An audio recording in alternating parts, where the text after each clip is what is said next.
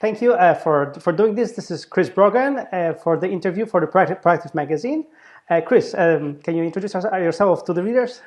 Sure. My utter pleasure, by the way. Thank you for having me, Michael. I am Chris Brogan. I am publisher of a magazine called Owner Magazine.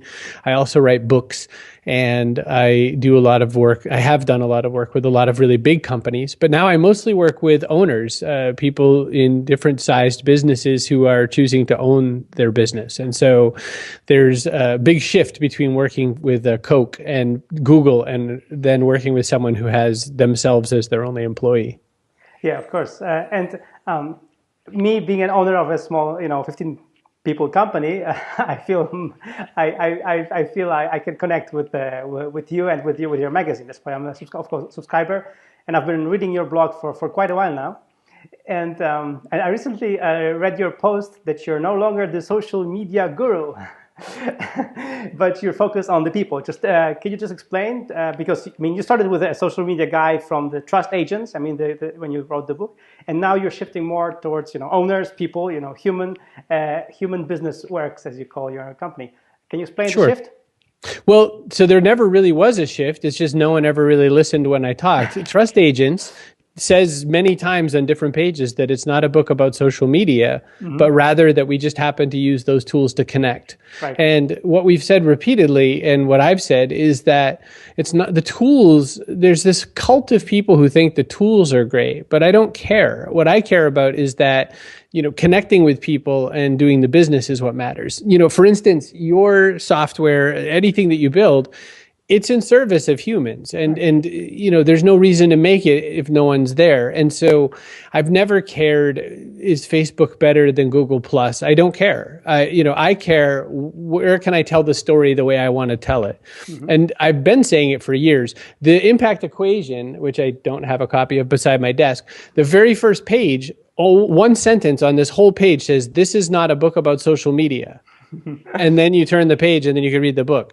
And people didn't believe it, so they didn't buy the book because they thought I already know about social media. And so I've been saying it for a long time. And the reason I say that is because I'm just as happy sending people postcards to get business. I'm just as happy standing in the middle of a square somewhere handing out flyers. It does not have to be always, Twitter and Instagram. It could be that we just enjoy making connections with people and making business happen.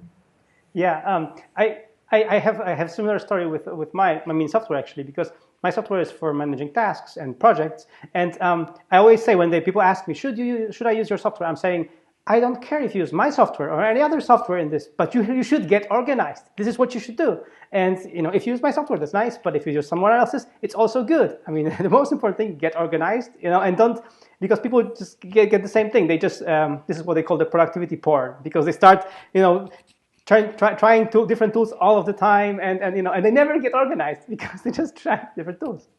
Exactly, and I agree. I fall into that. I think everyone falls into that. It's so funny. If I look around my desk right now, right within arm's reach, I have all different kinds of notebooks, right? Because a new project, I need to find a notebook. And I'm usually somewhere where I don't own one, and I end up going and buying one. And, I should have stock in Moleskine, because I think, I need a new notebook because I need to think right now. And that's silly, really. So I agree. I'm glad we agree on that point. Yeah. So, and your recent book is kind of relates, I think, to Seth Godin's book.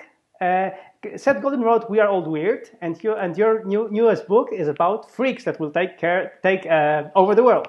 Can you tell us about this project? It's very funny because I just asked Seth for a quote on my book, and I was telling him that I think that Icarus Deception has a lot in common.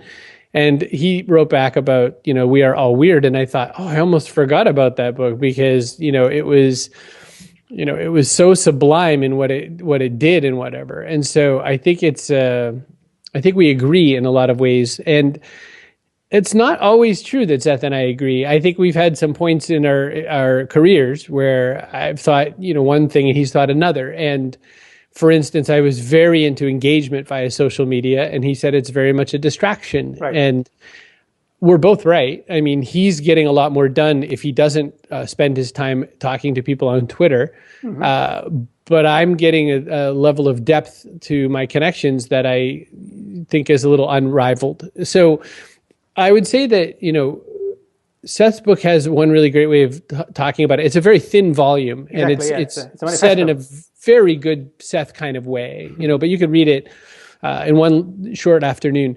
What I tried to fill mine with, which makes my book less good, is I tried to make it very how-to. And so there's lots of information, and every few pages I'm making you go do something.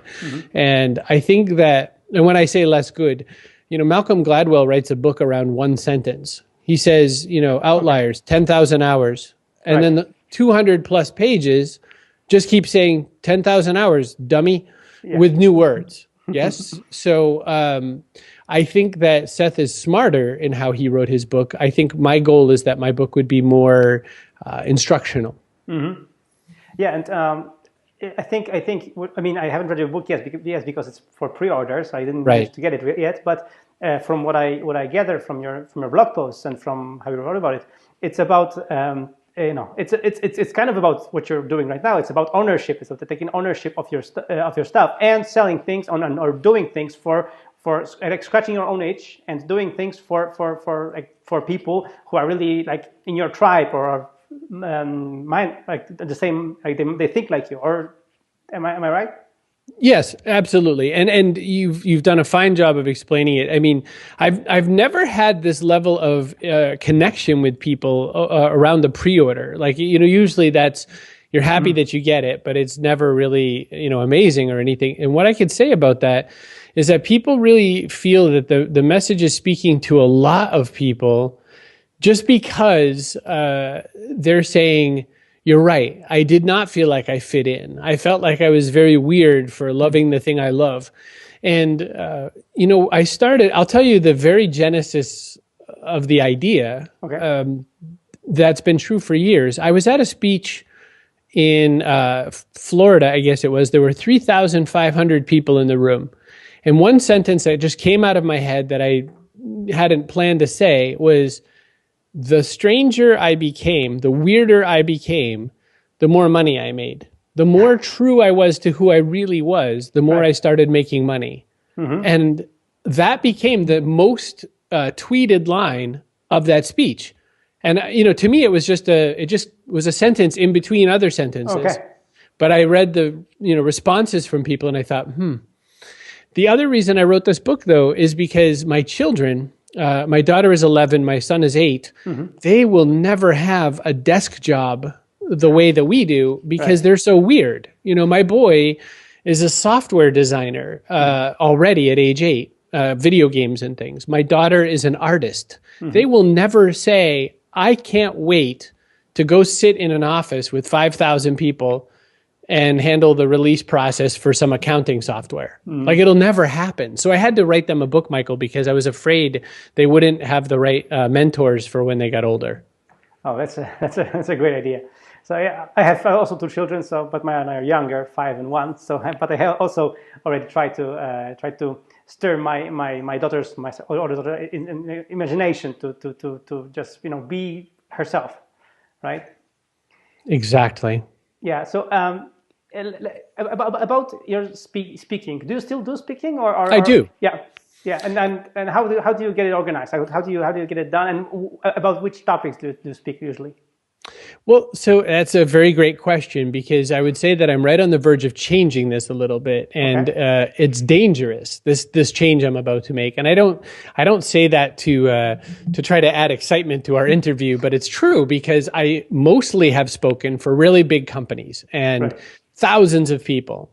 My new book is not about really big companies with thousands of people, which means that everyone who usually pays me to speak will look at my new book and say, I don't think so. Right. So I have just canceled, not intentionally, but I have just told the world, you probably shouldn't pay me a lot of money. And it's a terrifying thing, because I don't really have the replacement revenue in mind yet, but I will figure it out.